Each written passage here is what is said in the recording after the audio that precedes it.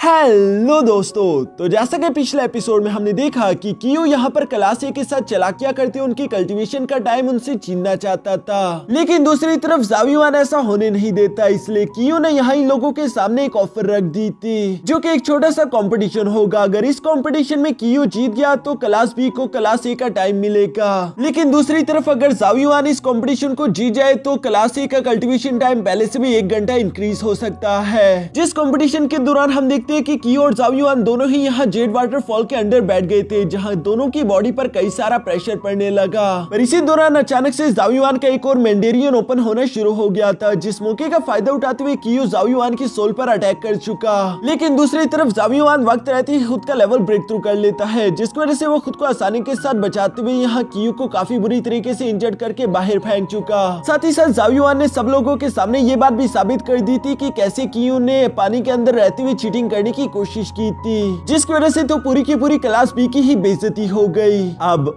आगे तो next episode की शुरुआत यहाँ कियो से होती है, जो कि वापस से अपने रूम में आकर काफी जरा गुस्से के साथ चीजों को तोड़ फोड़ रहा था। उसे ज़ाओयुआन पर काफी जरा गुस्सा आ रहा था। तभी अचानक यहाँ पर कियो की दोस्त भी आ गई थी, जो कि यहाँ कियो को शांत कराते हुए कहती है कि आखिर तुम्हें क्या हो गया, तुम इतना जरा गुस्सा क्यों कर रहे हो। ज़ाओयुआन बस एक मामूली सा खेल ही तो जीता है, वैसे भी अगर ज़ाओयुआन और तुम्हारी फाइट एक दूसरे से हो जाए तो ज़ाओयुआन तुम्हें कभी भी नहीं हरा पाएगा, क्योंकि तुम उससे कई गुना ज्यादा ताकतवर हो। जिस पर कियो जवाब देते हुए कहता है कि हाँ तुमने सही कहा, लेकिन मुझे गुस्सा ज़ाओयुआन पर इसीलिए आ रहा है क्योंकि मैंने यहाँ इस ज़ाओ डायनेस्टी में काफी दिनों तक मेहनत करते हुए अपनी इज्जत कमाई थी, लेकिन देखो तो सही, उसने मुझे सब लोगों के सामने मजाक बना दिया। सब लोग ही मुझ पर हंस रहे और मेरी सारी की सारी रेपुटेशन खराब हो गई। जिस पर वो लड़की जवाब देते हुए कहती है कि फिक्र मत करो, उसे अपनी इस छोटी सी जीत का जश्न मनाने दो, लेकिन असली खेल तो इस साल के अंत में होगा, जिसे तुम्हें जीतना होगा और उसके बाद तुम्हारी सारी खोई हुई रेपुटेशन वापस आ जाएगी। जो सुनकर तो कियो भी खुद को शांत कराते हुए कहता है कि हाँ तुमने बिल्कुल सही कहा ज़ाओयुआन, फाइनल कंपटीशन में तुम बस मेरे सामने आ जाओ, मैं तुमसे वादा करता हूँ कि मैं तुम्हें कहीं का नहीं छोड़ूंगा। यहाँ कियो के इसी गुस्से के साथ सीन शिफ्ट होकर दूसरी तरफ जेड वाटरफॉल में आ जाता है, जहाँ क्लास ए की कल्टीवेशन का वक्त था। यांगजी अपने मास्टर टियानियंग को बता रहा था कि जब से ज़ाओयुआन ने हमारे क्लास ए के लिए कंपटीशन जीतते हुए कियो को हराया है, तब से हमारे डिसाइपल पहले से काफी ज्यादा मोटिवेट हो गए। उन लोगों का ये जज्बा उन्हें जेड वाटरफॉल में और ज्यादा वक्त गुजारने की हिम्मत दे रहा है। तभी अचानक हम देखते हैं कि जेड वाटरफॉल में रोशनी चमकना शुरू हो गई थी और स्यूमी तेजी के साथ निकलकर बाहर आ जाती है, जिसे देखकर तो बाहर मौजूद सब लोग ही काफी जरा हैरान हो गए थे, क्योंकि स्यूमी ने यहाँ पर अपने 5th मैंडेरियन को ओपन कर लिया था। और उसके इस ब्रेक थ्रू को देखकर तो मास्टर टियानियंग भी काफी जरा एक्साइटेड होते हुए कहते हैं कि ये बहुत ही ज्यादा टैलेंटेड है। जेड वाटरफॉल के अंदर बैठा हुआ ज़ाओयुआन भी यहाँ पर बाहर स्यूमी की ये सारी तारीफें सुन रहा था, इसलिए वो अपने मन में कहता है कि स्यूमी वाकई में टैलेंटेड है, लेकिन मैं चाहकर भी उसे पीछे नहीं रह सकता, मुझे और ज्यादा कड़ी मेहनत करनी होगी। ये कहते साथ ही वो भी अपने मैंडेरियन को ओपन करने के लिए कोशिशें करना शुरू कर देता है। बाहर की तरफ मास्टर टियानियंग और यांगजी दोनों ये सब देख रहे थे और वो लोग ज़ाओयुआन के बारे में बातें करते हुए कहते हैं कि बेशक ज़ाओयुआन काफी ज्यादा टैलेंटेड है, लेकिन अफसोस की बात है कि वो अब तक अपने सिर्फ 3 ही मैंडेरियंस को ओपन कर पाया, जबकि असल में उसकी कल्टीवेशन तो हम सबसे ज्यादा होनी चाहिए थी। मास्टर चू टियानियंग भी उसकी सारी बातें खामोशी के साथ सुन रहे थे। साथ ही वो यहाँ पर अपने डिसाइपल से कहते हैं कि चलो हमारा जेड वाटरफॉल वाला वक्त पूरा हो गया, अब हमें यहाँ से चलना होगा। जिस पर यांगजी भी अपनी पूरी क्लास को आवाज देते हुए कहता है कि हम लोगों के यहाँ से जाने का वक्त आ चुका है, चलो जल्दी जल्दी जेड वाटरफॉल से बाहर आ जाओ। जो सुनकर सारे के सारे डिसाइपल बिल्कुल ऐसे ही करते हैं और वो लोग फौरन से जंप करते हुए जेड वाटरफॉल से बाहर आ गए। यहाँ पर सब लोग हार मानते वहाँ से जाने वाले थे,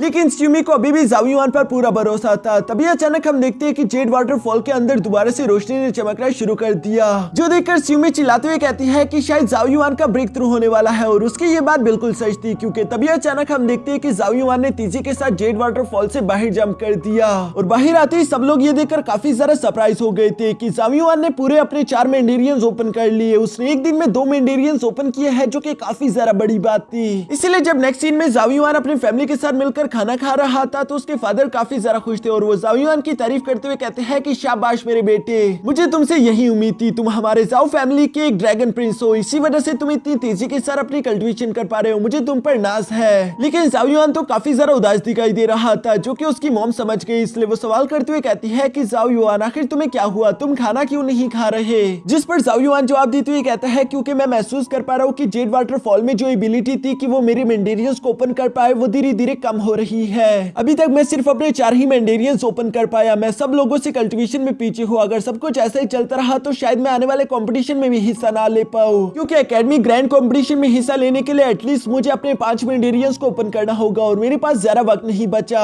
जबकि उससे भी बड़ी बात यह है कि कियू ने तब तक अपने 7 मेंडेरियंस को ओपन कर दिया होगा, मैं उसका मुकाबला नहीं कर पाऊंगा अगर चाहे मेरे 5 मेंडेरियंस ओपन भी हो जाए। इसलिए मुझे कोई दूसरा रास्ता अपनाना होगा जिसका इस्तेमाल करते हुए मैं जल्द से जल्द अपने सारे मेंडेरियंस ओपन कर सकूं। यहाँ जाओ युआन की ये सारी बातें वहीं पर पास में बैठी हुई मिस याओ याओ भी सुन रही थी, जो कि टुनटुन को मीट खिलाते हुए अचानक कहती है कि मेरे पास एक रास्ता है जिसका इस्तेमाल करते हुए हम तुम्हारे मेंडेरियंस को ओपन करने की रफ्तार को और ज्यादा बढ़ा सकते हैं। असल में इसे कहा जाता है 36 beast heavenly mark open when pattern. इस हेवनली मार्क को क्रिएट करने के लिए असल में हम लोगों को 36 बीस्ट का ब्लड और उसके एसेंस चाहिए होते हैं, जिनका इस्तेमाल करते हुए मैं इस पैटर्न को क्रिएट कर पाऊंगी। फिर उन 36 बीस्ट के ब्लड और एसेंस को तुम अपनी बॉडी में एब्जॉर्ब करते हुए जल्द से जल्द अपने मेंडेरियंस को ओपन कर पाओगे। ये थोड़ा इवल रास्ता है लेकिन ये काफी ज्यादा इफेक्टिव भी है। जो सुनकर तो जाओ किंग थोड़े से परेशान होते हुए कहते हैं कि इवल एनर्जी का इस्तेमाल करते हुए अपनी कल्टीवेशन को बढ़ाना ये काफी ज्यादा रिस्की काम है। मिस याओ याओ तो काफी क्यूट तरीके से टुनटुन को यूं ही मीट खिलाती जा रही थी। साथ ही साथ वो यहाँ पर जाओ किंग को जवाब देते हुए कहती है कि हाँ आपने बिल्कुल सही कहा, ये रास्ता बेशक मुश्किल होगा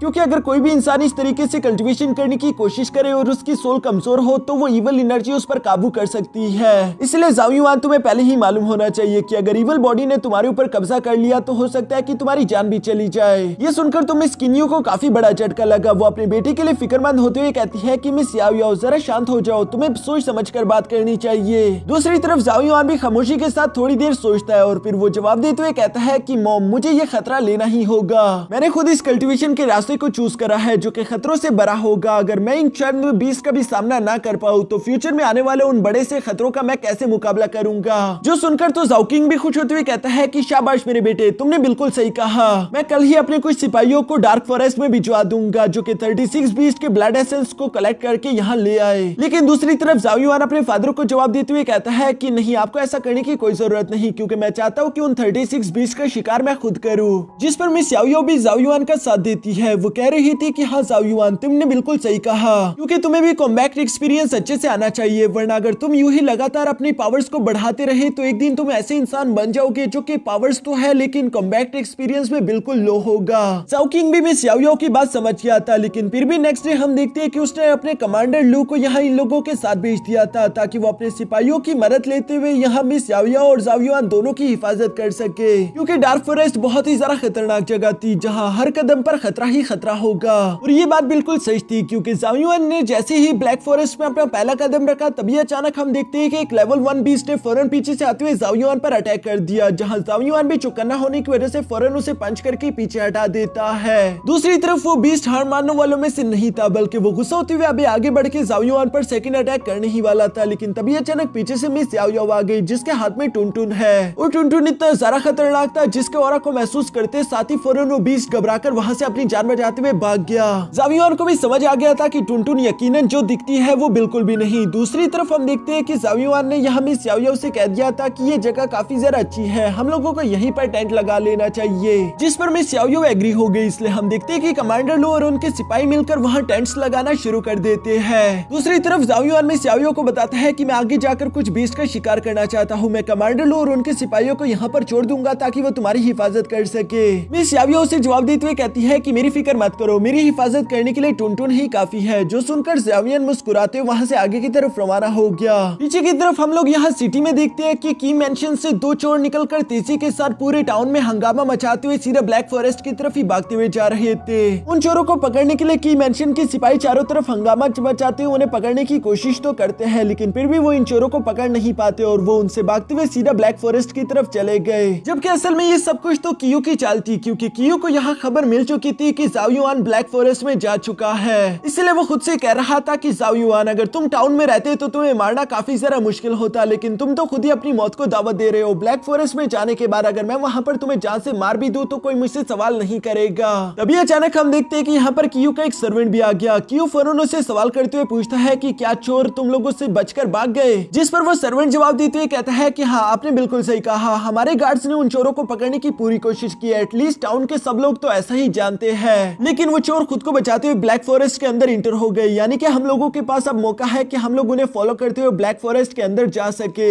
असल में दोस्तों कियो का ये प्लान था कि उसने जानबूझकर चारों तरफ ये खबर भिजवा दी कि कुछ चोरों ने हमारे कियो मेंशन से कई कीमती चीजें चुरा ली जो कि ब्लैक फॉरेस्ट में जा चुके हैं। और अभी के लिए कियो ने यहाँ पर अपने सर्वेंट को हुक्म भी दे दिया था कि अपने सिपाहियों को लेकर उन चोरों के पीछे ब्लैक फॉरेस्ट में जाओ और उन्हें जान से मार डालना। जबकि ये तो सिर्फ दिखावा था, असली प्लान तो इन लोगों का ज़ावियुआन और उसके साथियों को जान से मारने का है। बाद में कियो ये बहाना लगा देगा कि ज़ावियुआन को मैंने नहीं बल्कि कुछ चोरों ने जंगल में मार दिया था। असल में कियो को अभी भी गुस्सा है, वो खुद से कह रहा था कि ज़ावियुआन तुमने मुझे किसी को मुंह दिखाने के काबिल नहीं छोड़ा, लेकिन अब इस चीज की कीमत तुम अपनी जान देकर चुकाओगे। इसके बाद सीन शिफ्ट होकर दूसरी तरफ यहाँ ब्लैक फॉरेस्ट में आ गया, जहाँ पर ज़ावियुआन की फाइट उसी लेवल 1 के हॉर्न बीस्ट के साथ हो रही थी। वो हॉर्न बीस्ट तेजी के साथ आगे बढ़ते हुए ज़ावियुआन पर हमला करने की कोशिश करता है, लेकिन दूसरी तरफ ज़ावियुआन की रफ्तार उससे कई ज्यादा तेज थी, इसलिए वो आसानी के साथ उसके हर एक हमले को डॉज करने के साथ साथ उसे बहुत ही बुरी तरीके से पीट भी रहा था। यहाँ पर हम देखते हैं कि ज़ावियुआन ने एक न्यू टेक्निक सीखी थी जिसे वो ड्रैगन टैबलेट का नाम देता है, और इस टेक्निक का इस्तेमाल करते हुए आसानी के साथ इस लेवल 1 के बीस्ट को हरा चुका। और तभी अचानक हम देखते हैं कि वहाँ पर एक लेवल 6 के पाइथन ने तेजी के साथ पीछे से आते हुए ज़ावियुआन पर अटैक कर दिया, जिसे डॉज करते हुए ज़ावियुआन तेजी के साथ साइड पर जंप कर देता है। साथ ही साथ हम देखते हैं कि ज़ावियुआन ने फर्नेस से अपनी टियानियन ब्रश को बाहर निकाल लिया, जिसे वो स्पेयर के इस तरह इस्तेमाल करते हुए तेजी के साथ उस स्नेक के हेड पर हमला कर देता है। वैसे तो कोई भी ब्रश काफी ज्यादा कमजोर होता है, लेकिन ये एक मैजिकल वेपन टियानियन ब्रश है जिसे ज़ावियुआन एक स्पेयर की तरह इस्तेमाल कर सकता है। इसमें इतनी ज्यादा खतरनाक स्ट्रेंथ है कि ज़ावियुआन इसका इस्तेमाल करते हुए किसी भी चट्टान को बीच में से काट दे। फिर आखिर ये स्नेक क्या था, इसलिए हम देखते हैं कि ज़ावियुआन ने आसानी के साथ उस स्पेयर का इस्तेमाल करते हुए यहाँ इस स्नेक की भी जान ले ली थी। इसके बाद सीन शिफ्ट होकर दूसरी तरफ यहाँ की गुआन पर आ जाता है, जो कि अपने सिपाहियों के साथ ब्लैक फॉरेस्ट में आ चुका था और उसे कमांडर लू की लोकेशन भी मिल चुकी थी।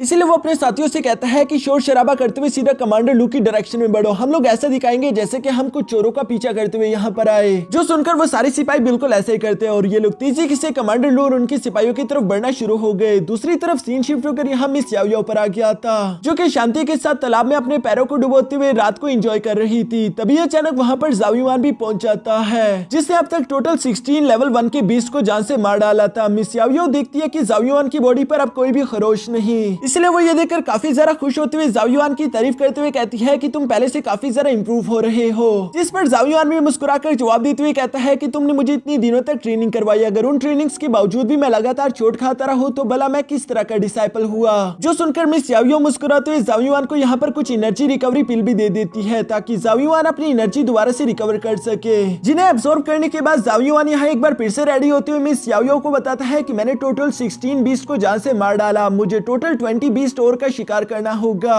तुम यहीं पर रुककर मेरा इंतजार करना। जो कहने के बाद ज़ावियुआन एक बार फिर से वहां से रवाना हो गया। दूसरी तरफ सीन शिफ्ट होकर यहाँ कमांडर लू और उनके साथियों पर आ जाता है, जो कि काफी अच्छे से ज़ावियुआन और मिस याओयाओ पर नजर रखे हुए थे, लेकिन अचानक उन्हें पीछे से की गुआन की एनर्जी महसूस हो गई और वहां पर अपना ध्यान लगाने की वजह से हम देखते हैं कि उन दोनों चोरों को यहाँ रास्ता मिल गया। इसलिए वो कमांडर लू को चकमा देते हुए फौरन यहाँ मिस याओयाओ और ज़ावियुआन की तरफ बढ़ चले, जबकि पीछे की तरफ से की गुआन को देखकर कमांडर लू कहता है कि आखिर तुम लोग यहाँ पर क्या कर रहे हो। जिस पर तो की गुआन हंसते हुए जवाब देकर कहता है कि ये तो है कमांडर लू, मैंने एक्सपेक्ट नहीं किया था कि इस तरह से मेरी तुम्हारे साथ मुलाकात हो सकती है। जिस पर कमांडर लू एक बार फिर से सीरियस होकर कहते हैं कि मेरे सवाल का जवाब दो। की गुआन जवाब देते हुए कहता है कि असल में हमारे की मेंशन में चोरी हो गई, जो चोर सीधा ब्लैक फॉरेस्ट में इसी रास्ते में आए और हम उन्हें ढूंढते हुए यहाँ पर आए हैं। ये सुनकर कमांडर लू कहता है कि मजाक करना बंद करो, किसी में भी इतनी हिम्मत नहीं कि वो की मेंशन में चोरी कर सके। जिस पर की गुआन जवाब देते हुए कहता है कि पूरे टाउन को ये बात मालूम है, जाकर वरना पूछ लो, और वैसे भी हमारे की किंग की बहुत ज्यादा खास चीज चोरी हो चुकी है। उन्होंने हमें स्ट्रिक्ट ऑर्डर दिया कि जब तक हम उन चोरों को पकड़ ना ले वापस ना आए, हमें उन चोरों को एक बड़ी से बड़ी सजा देनी ही होगी, वरना की किंग हमें नहीं छोड़ेंगे। जिस पर कमांडर लू जवाब देते हुए कहता है कि अपनी ये बकवास बंद करो, मैं अपने सिपाहियों के साथ यहाँ पर पहरा दे रहा हूँ, मैंने किसी चोर को यहाँ पर नहीं देखा। इस वक्त सिर्फ योर मैजेस्टी यहाँ पर आया है जो कि ट्रेनिंग कर रहे हैं, इसलिए मैं तुम लोगों को आगे जाने की इजाजत नहीं देता, यहाँ से वापस पलट जाओ। लेकिन की गुआन तो इस मौके का फायदा उठाते हुए कहता है कि कहीं ऐसा तो नहीं कि चोरों से तुम्हारा भी कोई लेना देना हो और तुम उन्हें प्रोटेक्ट कर रहे हो। यही बहाना लगाते हुए उसने फौरन अपने सिपाहियों को फाइट के लिए तैयार करवा दिया। दूसरी तरफ कमांडर लू यहाँ पर अपने मन में कहता है कि इस आदमी ने तो मुझे बुरी तरीके से फंसा दिया, मैं योर मैजेस्टी के होते हुए इन लोगों को आगे जाने नहीं दे सकता, और दूसरी तरफ अगर मैं आगे ना जाने दूं तो ये लोग भी बहाना लगाते हुए हम पर हमला कर देंगे और हमारी ही गलती साबित करेंगे। दूसरी तरफ सीन शिफ्ट होकर यहाँ उन दोनों चोरों पर आ जाता है, जहाँ पर हम देखते हैं कि छोटे का नाम था टोंग और दूसरा उसका लीडर था। ये दोनों ही अपने सामने मौजूद मिस याओ याओ को देख रहे थे, जो कि दिखने में तो बहुत ही ज्यादा खूबसूरत थी। इसलिए लीडर कहता है कि ये लड़की वाकई में कमाल है, मैं इसे मारने से पहले इसके मजे लेना चाहूंगा। टोंग, तब तक तुम जाकर उस लड़के को संभालो और उसे जान से मार डालो। जो सुनकर तो टोंग थोड़ा सा परेशान हो गया था, लेकिन लीडर उसे जवाब देते हुए कहता है कि अरे बेवकूफ, तुम घबरा क्यों रहे हो, तुम्हारे पास 6 मेंडेरियंस है, जबकि वो बच्चा तो तुम्हारे सामने कुछ भी नहीं, तुम आसानी के साथ उसे जान से मार दोगे। और वैसे भी अभी मैं तुम्हारे साथ नहीं आ सकता, इतनी खूबसूरत लड़की मेरा इंतजार कर रही है, मैं उसके साथ जाकर मजे करना चाहता हूँ। लीडर की ये सारी बातें सुनकर टोंग वहाँ से उठकर जाने ही वाला था, पर जाने से पहले वो अपने लीडर से कहता है कि लीडर प्लीज इस लड़की को जान से मत मारना,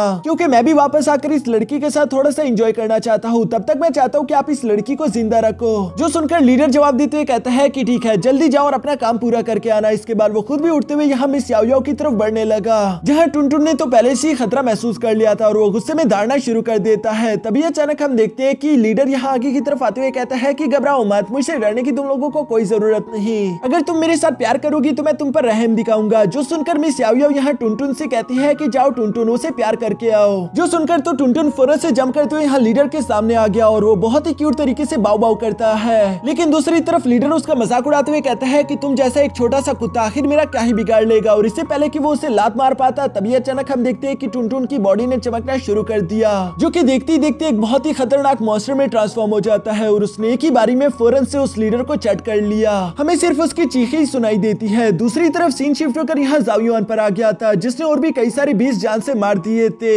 लेकिन तभी कोई जंगल से पीठ पीछे उस पर हमला कर देता है, जिसे ज़ाओ युआन ने डॉच तो कर लिया था, लेकिन साथ ही साथ वो चिल्लाते हुए कहता है कि कौन है वहाँ पर। जब उसे कोई जवाब नहीं मिला तो वो फौरन अपने सामने मौजूद उसी बीस्ट को पकड़कर तीसी के साथ घुमाते हुए उन्हें ट्रीज पर फेंक देता है, जिसने तबाही तो मचा दी थी। लेकिन टोंग उसे डॉच करता और फौरन से जंप करते हुए यहाँ ज़ाओ युआन के सामने आकर खड़ा हो गया। पीछे की तरफ की गुआन अभी भी हार मानने के लिए तैयार नहीं, वो कमांडर लू को उलझाने की कोशिश कर रहा था ताकि वो ज़ाओ युआन की मदद करने के लिए ना जा सके। वो यहाँ कमांडर लू से कहता है कि मुझे माफ कर दो, असल में की किंग का मुझे हुक्म है, अगर मैं उनका हुक्म नहीं मानूंगा तो वो मुझे काम से निकाल देंगे। मुझे अपनी रिस्पॉन्सिबिलिटी निभाकर उन चोरों को पकड़ने के लिए आगे की तरफ जाना ही होगा। कमांडर लू भी उसकी सारी चालाकियां समझते थे, लेकिन वो ये भी जानते थे कि इस वक्त उन लोगों के पास कोई दूसरा रास्ता नहीं बच रहा, या तो वो उन्हें जाने दे और प्रिंस की जान खतरे में डाल दे, या फिर वो यहाँ की गुआन और उसके सिपाहियों पर हमला करते उन्हें खत्म कर दे। लेकिन इस पर सारा के सारा इल्जाम उन्हीं पर आ जाएगा। दूसरी तरफ हम यहाँ टोंग को देखते हैं, जो कि ज़ाओ युआन से कह रहा था कि लड़के तुम्हें जल्द से जल्द मर जाना चाहिए, क्योंकि मेरे लीडर का हुक्म है कि पहले मैं तुम्हें जान से मारूं, उसके बाद ही मैं वापस जाकर उस लड़की के साथ मजे कर सकता हूँ, तब तक मेरा लीडर उसके साथ खेल रहा होगा। ज़ाओ युआन तो टोंग की सारी बातें सुनकर समझ गया था कि मिस याओ याओ की जान खतरे में है, उसे मिस याओ याओ को प्रोटेक्ट करने के लिए जल्द से जल्द यहाँ से निकलकर उसके पास जाना होगा। लेकिन दूसरी तरफ टोंग इतनी आसानी के साथ हार मानने वाला नहीं था, बल्कि वो उल्टा यहाँ ज़ाओ युआन से कहता है कि चलो भी बच्चे जल्दी हार मान लो, क्योंकि वो खूबसूरत लड़की मेरा इंतजार कर रही होगी। ये कहते साथ ही टोंग ने फौरन अपनी पावर्स को एक्टिवेट करते हुए तीसी के साथ ज़ाओ युआन की तरफ जंप कर दिया, जहाँ पर हम देखते हैं कि ज़ाओ युआन भी फौरन अपने मेंडेरियंस की पावर्स को एक्टिवेट करते हुए तीसी के साथ टोंग से जाकर टकरा गया। यहाँ दोनों की पावर्स काफी जरा खतरनाक थी और टोंग उड़ते हुए पीछे की तरफ आ गिरा। ये देखकर वो हैरान होते हुए कहता है कि ये तो बिल्कुल इम्पॉसिबल है, पर मैं हार नहीं सकता। ये कहते हुए एक बार फिर से टोंग ने आगे की तरफ बढ़ते हुए ज़ाओ युआन पर क्लोज कॉम्बैट से हमले करना शुरू कर दिए थे, जिनका तो ज़ाओ युआन भी बिल्कुल बहादुरी के साथ मुकाबला कर रहा था। टोंग को कुछ भी समझ नहीं आ रहा कि आखिर उसका हर एक हमला ज़ाओ युआन के सामने फीका क्यों पड़ रहा है। उसने गुस्से में आकर अपने ब्लैक पाम टेक्निक का इस्तेमाल करते हुए ज़ाओ युआन पर हमला करने की कोशिश की, लेकिन दूसरी तरफ ज़ाओ युआन अपने ड्रैगन टैबलेट टेक्निक का इस्तेमाल करते हुए उस पर एक पावरफुल अटैक चल देता है, जिस अटैक से टकराकर टोंग की हालत तो काफी ज्यादा खराब हो चुकी थी, उसके मुंह से खून निकल रहा था। वो समझ गया था कि ज़ाओ युआन की ये मिस्टीरियस टेक्निक उससे कई ज्यादा खतरनाक है, इसलिए वो सीरियस होते हुए अपने सबसे ज्यादा खतरनाक डबल स्पिरिचुअल सोर्स को बाहर निकाल चुका था, जिनका इस्तेमाल करते हुए ज़ाओ युआन को जान से मारने की कोशिश करता है। ज़ाओ युआन ने भी उसे तीसी के साथ अपनी तरफ बढ़ता हुआ देखकर फौरन अपने टाइगर रोर हेवनली मार्क को एक्टिवेट कर लिया, जिसके धारने की आवाज दूर यहाँ कमांडर लू को भी सुनाई दी। इसलिए वो घबराते हुए कहते हैं कि यूर मैजेस्टी, जबकि दूसरी तरफ की गुआन तो अपने मन में खुश होते हुए कह रहा था यानी कि मेरा मिशन यहाँ पर कंप्लीट हो गया। वो इसलिए खुश हो रहा था कि उसे लग रहा था कि शायद ज़ाओ युआन जान से मारा गया होगा। और इसी के साथ हमारा ये एपिसोड यहीं पर खत्म हो जाता है।